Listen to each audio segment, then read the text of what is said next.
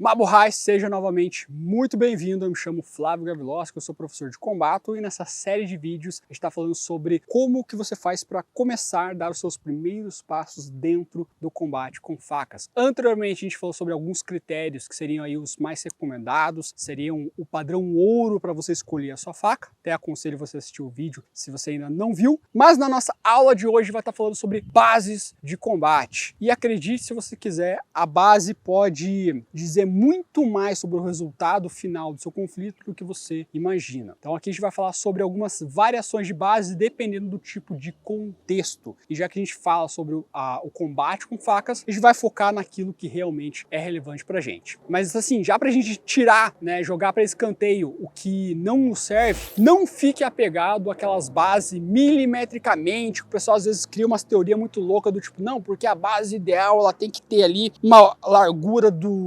dos ombros, que tem que ter uma passada para frente, não sei o que, tem que ser a 45 graus. Cara, esquece isso, não tem necessidade. O que você precisa é de uma base estável. O que é uma base estável? Como é que eu dei uma base estável? É só você fazer o seguinte experimento. Então, por exemplo, se eu tenho a minha base paralela aqui, e eu for para um lado ou for para o outro, eu não caio. O problema é que se eu for para frente ou para trás, eu vou perder o equilíbrio. Como é que eu faço para corrigir isso? Eu posso usar uma perna à frente da outra, dessa forma. Agora, se eu for para frente ou para trás, eu fico estável.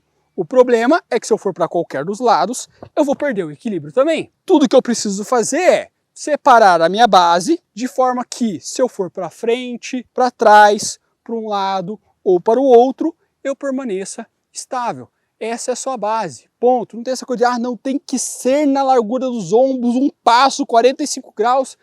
Não precisa. Só tomar cuidado para você não ter uma base muito aberta também, tá? Embora uma base mais aberta seja mais estável, principalmente para algumas modalidades. Se você pega aí um exemplo no MMA da vida, onde os lutadores eles tendem a ter uma base um pouco mais aberta. Por que isso acontece? Para evitar de ser projetado, por exemplo. Só que dentro desse contexto, eles não têm para onde ir, eles têm que ficar ali e lutar. Então assim, para o cara, dependendo da estratégia dele, vale a pena ele permanecer de pé o máximo de tempo que ele conseguir. Para nós, onde a movimentação é extremamente importante e eu não sou limitado pelo meu espaço físico, não na maioria das vezes, salvo se eu estivesse lá dentro de uma sala, dentro do shopping, alguma coisa assim, mas por exemplo aqui, né, eu posso me movimentar mais abertamente. Então eu ter uma base muito aberta acaba me prejudicando na minha movimentação. Se eu deixar uma base muito junta, uma base muito curtinha, eu vou perder estabilidade. Qualquer solavanco brusco ali, seja um pisão, seja um empurro, seja, sei lá, uma ombrada que o meu inimigo possa me dar, eu posso acabar me desequilibrando e caindo. Colocar uma base ali de forma que você fique confortável, não muito aberta, não muito fechada, também não precisa ser milimétrica. Mas agora falando das bases de combate propriamente dito, eu tenho basicamente duas bases que a gente vai estar apresentando hoje. A gente tem algumas variações aí, mas o que você precisa saber são essas duas. Posição avançada, posição recuada. Se eu fizesse aqui lateralmente, posição avançada, posição recuada. Para o outro lado, avançada, recuada. Se eu fosse te perguntar, tenho situação X, essa posição aqui é melhor. Situação Y, essa posição aqui é melhor. O que você diria para tentar justificar cada uma dessas posições? Pausa o vídeo aí um pouquinho e pensa. Pausou? Pensou? Normalmente é comum, né, o pessoal dizer, uma é para atacar, outra é para defender, outra é quando o inimigo ataca, outra é quando você ataca, outra é mais para defesa, outra é mais para ataque, embora eu já tenha falado isso. Uma é mais defensiva, ofensiva é sempre meio que nessa de uma ser mais usada para você tomar a iniciativa e outra ser, né, mais defensiva, por assim dizer. Não tende a fugir muito disso. Mas o fato é que você consegue fazer tanto um quanto outra em qualquer uma das bases. Você pode atacar e defender daqui, você pode atacar e defender daqui, você pode ser ofensivo e defensivo daqui, você pode ser ofensivo e defensivo daqui também. Inclusive, a gente vai ter uma aula falando sobre a parte tática, onde a gente vai mostrar exatamente como você utilizar isso dentro do combate. Mas vamos lá, o que mais que você poderia chutar? A ideia é a gente construir um raciocínio mesmo. O que vai ditar a sua base é o contexto do combate. Isso vai ter mais a ver com o seu inimigo do que com você propriamente dito. Então, vamos colocar no seguinte cenário. Digamos que você seria o meu Ivan, meu inimigo de maior volume armado ou número, e você está desarmado. Digamos que a gente está num ambiente relativamente fechado, onde a sua única opção é ficar e lutar, ponto.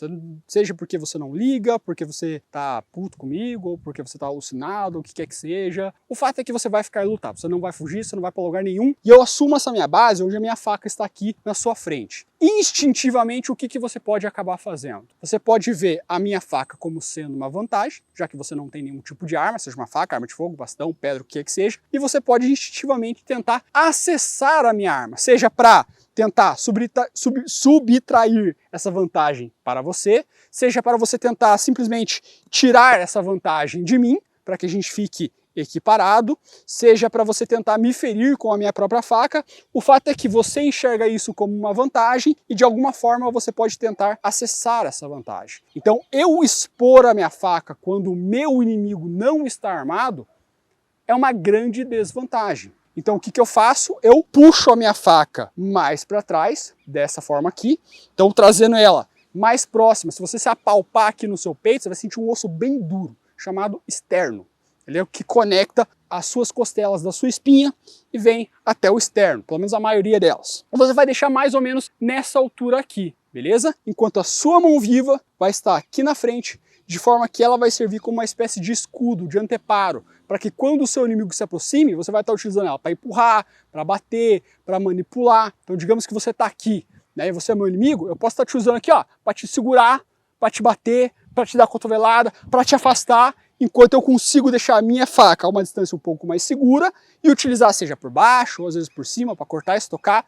Essa parte a gente vai deixar um pouquinho mais para frente, mas o fato é que aqui a minha faca fica mais segura. Se eu deixo aqui, a chance de você tentar pegar ela é muito maior do que se eu deixasse aqui. Ah, Flávio, entrando por esse raciocínio, então não é muito mais interessante eu deixar minha faca ainda mais longe? Não. Por quê? Se eu deixar ela muito mais longe, seja para cima ou às vezes para baixo, existe uma chance, você ainda não sabe, do seu inimigo estar em maior número. Ou seja, uma terceira, quarta, quinta pessoa vir tentar subtrair seu braço, puxar, tentar pegar a sua faca, justamente porque a sua faca fica fora do seu campo de visão. Então a ideia é que você deixe ela o mais próximo aqui do seu externo, de forma que mesmo que você não precise ficar olhando para baixo, com a sua visão, não é panorâmica, como é que é o nome da visão? Periférica, você ainda consiga ver a sua faca. Então aqui, ó, eu posso estar olhando para frente para o meu inimigo, mas eu ainda consigo ver a minha faca. Não completamente, mas eu sei que ela está aqui. Diferente se eu jogasse ela lá atrás. Aqui eu não tenho visão nenhuma da minha faca. Aqui eu já sei aonde ela está. Então toda vez que o meu inimigo estiver desarmado, faca aqui. 100%? Agora a situação. Você, o meu Ivan, inimigo de maior volume, armado ou número, está armado. Com o que, Flávio? Pode ser com uma faca, pode ser com uma pedra, pode ser com um bastão, pode ser com um garfo, pode ser com um pedaço de madeira que ele achou ali no chão, não interessa o que ele esteja na mão. Meu inimigo está armado, trazendo para o cenário de combate onde ele vai ficar e lutar. Se eu fico nessa posição aqui, e você, no caso, meu Ivan, está armado, o que você tem de alvo mais perto de você? Minha mão. Então não faz sentido eu deixar ela aqui. Então o que eu vou fazer?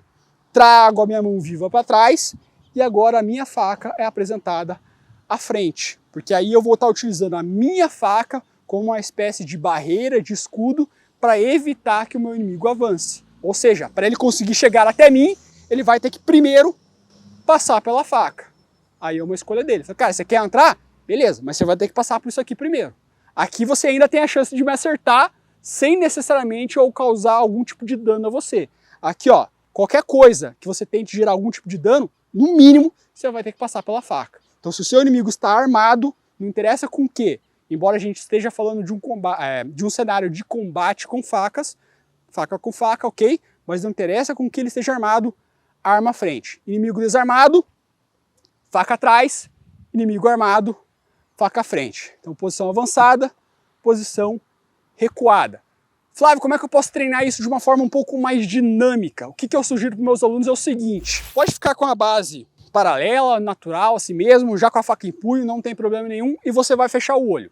Se você tiver a ajuda de uma segunda pessoa, isso fica ainda melhor. O que o seu colega de treino faria? Ele pegaria a faca de treino dele, alguma coisa assim, e ele ia assumir algumas bases, avançada ou recuada, e aí no momento que ele falasse, abre o olho, já, agora, ou alguma coisa nesse sentido, você iria abrir o olho, ler a base dele e assumir a sua base. Então, por exemplo, digamos que você está aí e aí você está numa base avançada, então estou de olho fechado, aí você fala, já, aí eu abro o olho, vi que você está numa base avançada, você está com uma arma, então o que eu faço?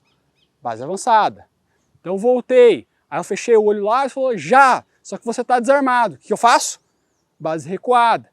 E eu vou fazendo essa alternância. Ah, Flávio, não tenho ninguém para treinar comigo. Não tem problema, você pode fazer isso sozinho, sem problema. Você pode estar fazendo essas trocas de base, então daqui, faz para um lado, com a direita à frente, pode fazer com a esquerda à frente, troca, mão viva à frente, faca à frente, faz a troca de mão lá, ó, já puxa ela para um lado ou para o outro. Faz isso para um lado, faz isso para o outro, faz isso de olho fechado também. Por quê? Para você ter essa noção de espaço. Vou contar uma história rapidinho aqui para você, só para dar um pouquinho mais de contexto, porque fazer essa questão de mudar a direção do ambiente, às vezes fazer de olho fechado, não é porque você vai lutar de olho fechado não, tá? Na época que eu fazia taekwondo, a gente tinha lá o que eles chamavam de fórmula, que é tipo um kata, kati da vida, né? Uma sequência de movimentações lá específica.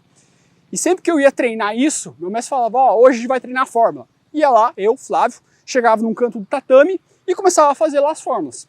E ela, toda vez que você termina ela tem uma movimentação quadrada. Ou seja, você começa num ponto, faz a fórmula e termina onde você começou.